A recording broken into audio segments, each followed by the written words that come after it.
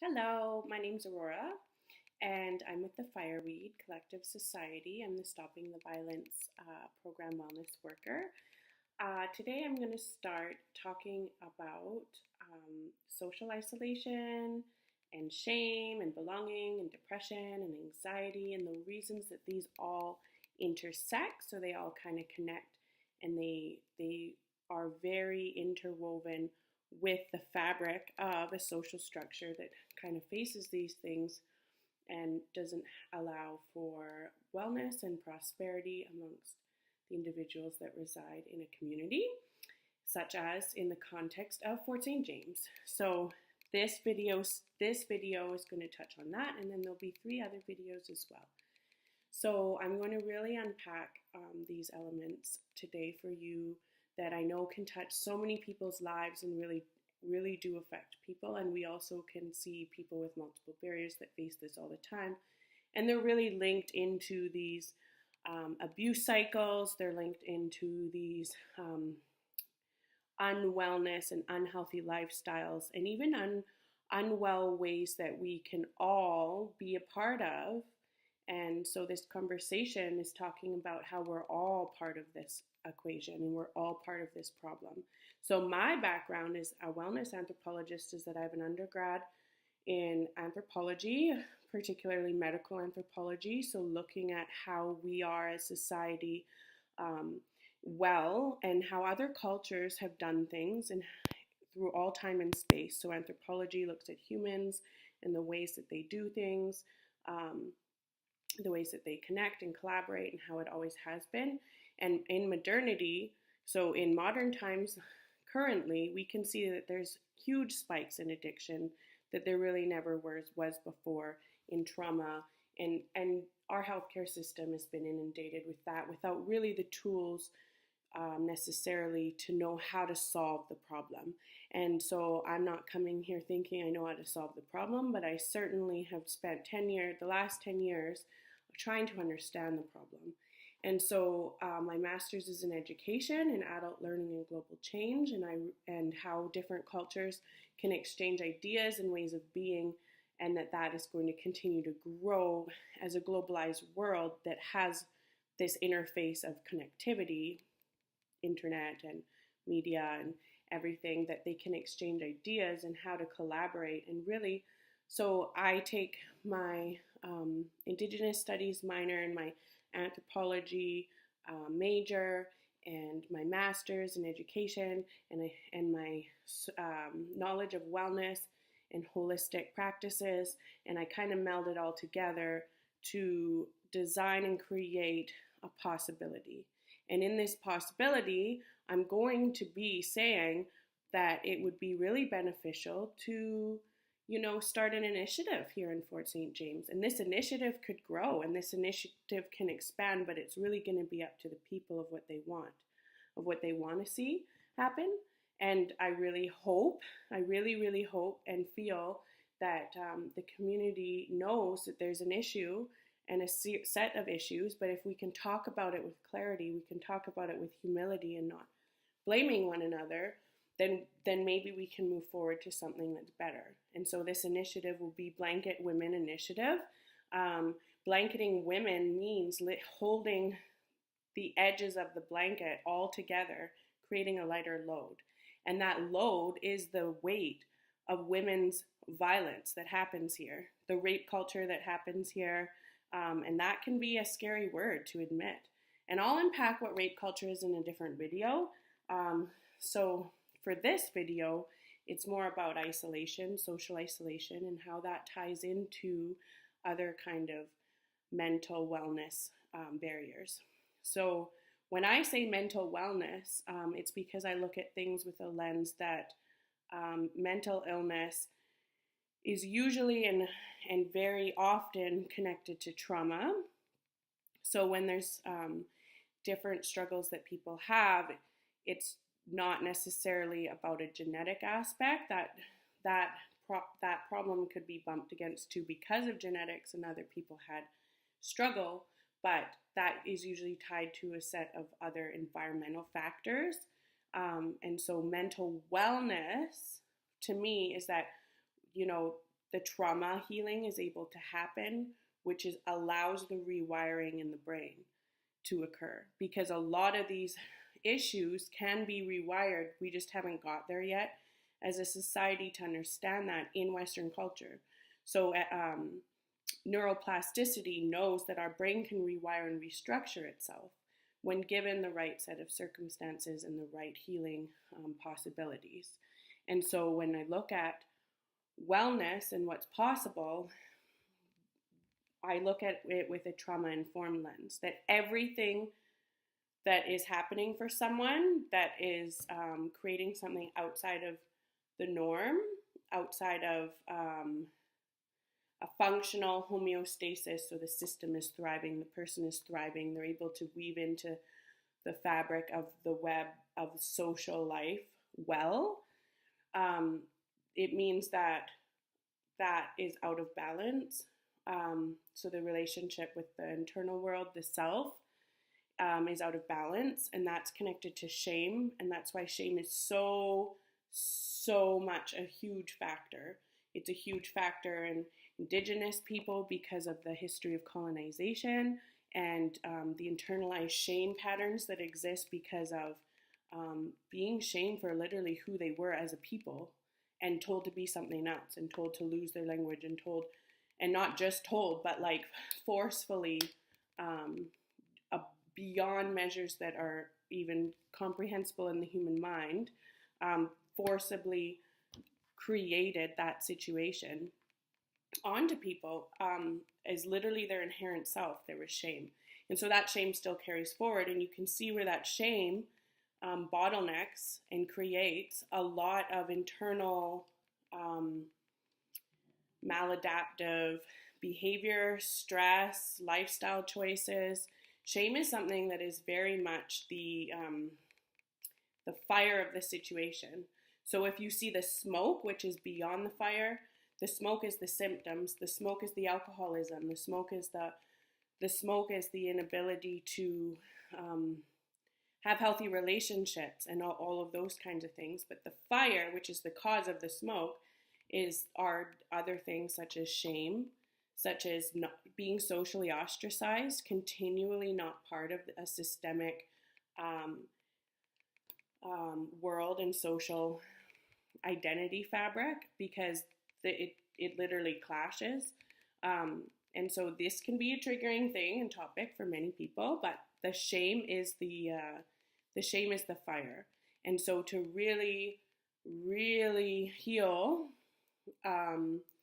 shame, which happens for all people. All people have and can carry shame depending on the abuse cycles in their families, the way that they identify with themselves amongst the social network that they are embedded in, so the community that they live in, and what that community says is okay. So if that community says, well, you want to strive for social status, you want to strive for a certain image, you have to act and behave this way or else we're going to shame you. And the thing is we need to acknowledge and admit that that is something that happens here in Fort St. James, that there is that kind of message and dialogue back and forth. So as people grow here, and all over the world, I'm just like pinpointing here because this video series is for here and this initiative here. So yeah. Anyways, when that dialogue is forming, and as an individual grows, and their identity is forming, especially during adolescency, because that's when the mind is wired to exchange relationship with its environment, and the environment and the people in the environment mirror back as that person grows and grows who they are, and they start to express who they are in the world. And depending on what is mirrored back to them as they express, as they choose to open up and bud, then the community mirrors back, okay, well, this part is okay, but this part isn't okay. So one part's up and one part's down. And so, and then another part, and then someone might get super accolades in one area of their expression of who they are, and that one becomes more at the forefront, and the other ones maybe get left behind, the other parts of their identity formation. And so this is a really important topic because what I see and what I witness in even the sportsmanship. So if somebody has really gotten accolades for hockey here, but then, they're 25, their hockey career didn't go all the way, but like they did great, and it was great that they were in it for certain. Sports is amazing. But if their identity formation has been super formed and heightened in that one area, but the other parts hasn't, then when that falls away, what are they left with?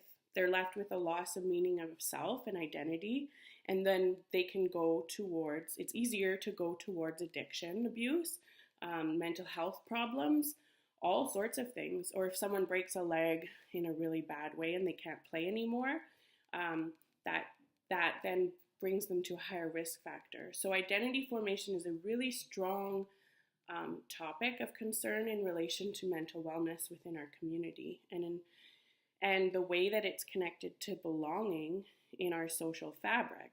And so I am wanting to really state this and state the importance of this, that's what, as a community, it's all of our responsibility to witness and acknowledge what social messaging we are bringing. So this is an important factor that I'm really trying to heighten. What social messaging are we bringing at key turning points in people's lives, consistently in people's lives now, that they matter? Who gets told that they matter in our community as a whole? There's no pointing fingers at individual people, just as a whole, think about that functional standpoint. Who gets told that they matter the most? Who gets told that they matter and what matters? So who gets left behind in that equation? So then who's more susceptible to social ostracization, which means casting out of a social fabric? Because a social fabric is what keeps and maintains resiliency within people. So if there's people being tossed outside of that, then those people are then vulnerable, right? So if they're not in the fabric, they're not in the resiliency, so they're cast out, so they're vulnerable, okay? So it's very important for the rest of the video series for that to really land, is that there are people who are more resilient because of the way we treat people as a whole, and then there are people that are more vulnerable because they're not part of that whole, which then means it's all of our responsibility to know who's in the social fabric and who's not, and what we can do about it. How can we make everyone more resilient? Because that's in all of our power to do so. And knowing that, and once we know that, it does become a responsibility to be a part of that change. Okay, so I stated who matters, who doesn't matter, who's cast out then, who's more vulnerable, right? So when we look at women in this web, in this weaving, we can note a few things, right?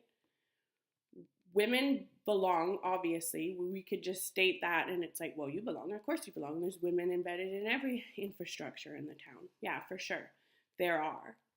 But is there women who don't tie into that equation, that aren't in the immediate infrastructure or in the immediate whole? And how many of them are there?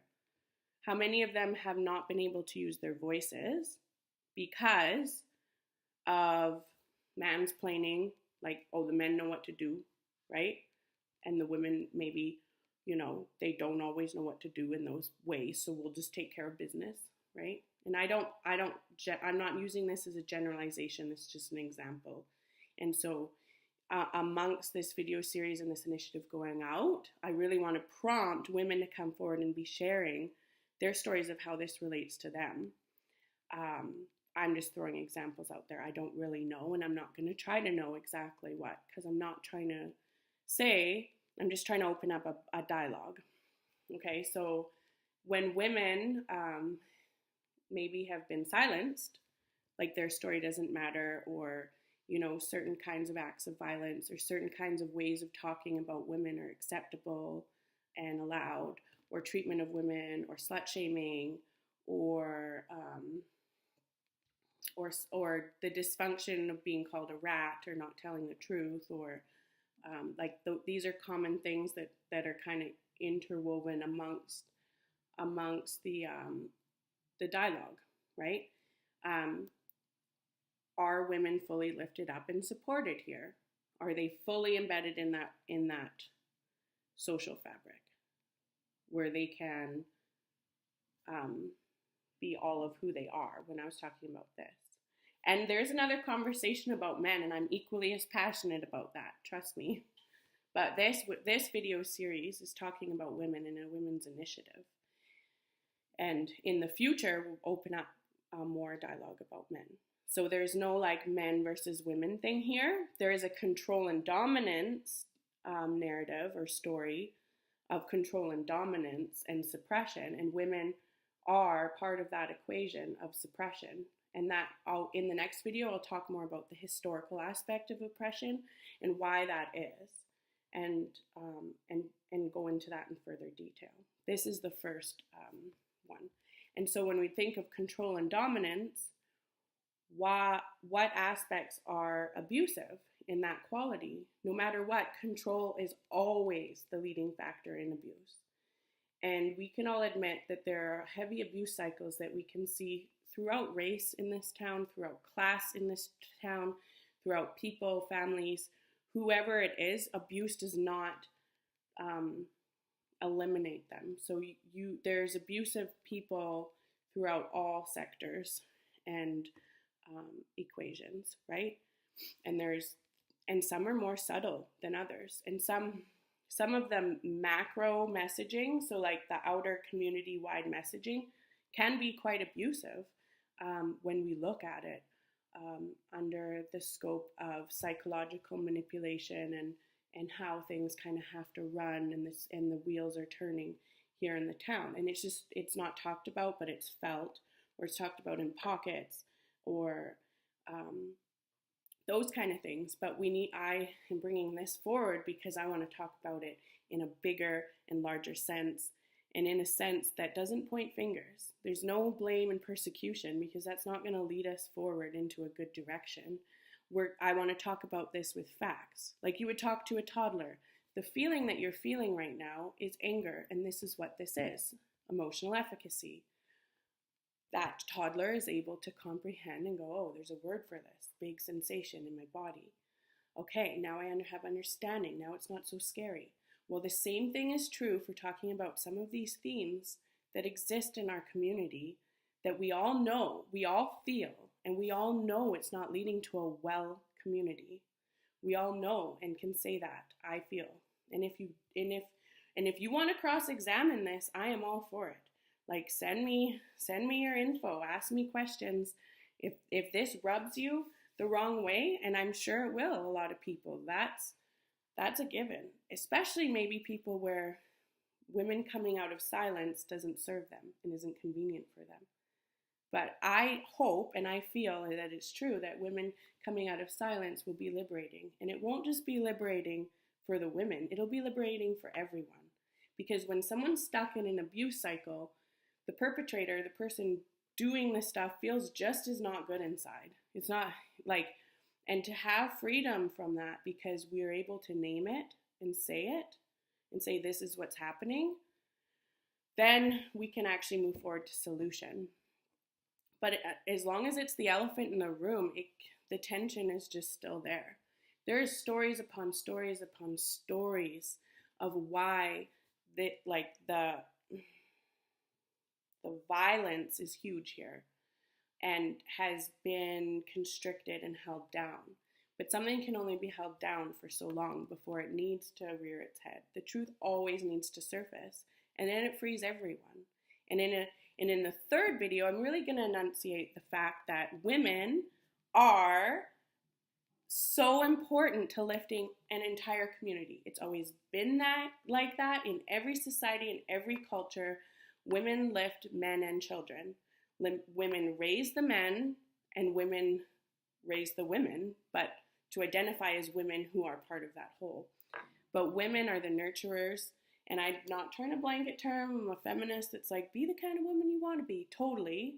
But women, we are the blanket for a community. And this is matriarchal, traditionally land and territory and people. And I think that we need to lift that matriarch and allow it to give life to the community again. And that's exactly what women can do. And so this conversation is one that opens up a floodgate of things, a floodgate of thoughts, of feelings, of stories, of possibility. But I hope that people aren't going to be scared and push it away because it's too much or too uncertain, too unknown. What's it going to cause? Don't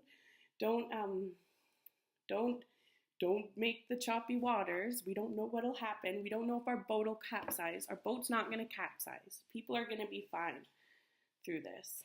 And in fact, it's going to make things better, a lot better. So I hope that you want to sign up for the Blanket Initiative, Blanket Women Initiative, and be one that holds the side of that blanket, because it makes it lighter for everyone. And it allows hope to breathe in to the lives of women who might be extra isolated, especially right now, but socially isolated and in abusive and toxic situations. And they might not be able to see the hope because the community on a wide level is not giving messages that they matter, and they do matter. And you matter, whoever's watching this, and all women matter, whether you're in a totally functional relationship, you never have to have stress and abuse, and that is such a beautiful thing. But we are all part of this equation to have everyone in the social fabric, and not having those excluded be more at risk because we're not welcoming them into that blanket. So I hope that you answer this call to welcome them into that blanket. Thank you.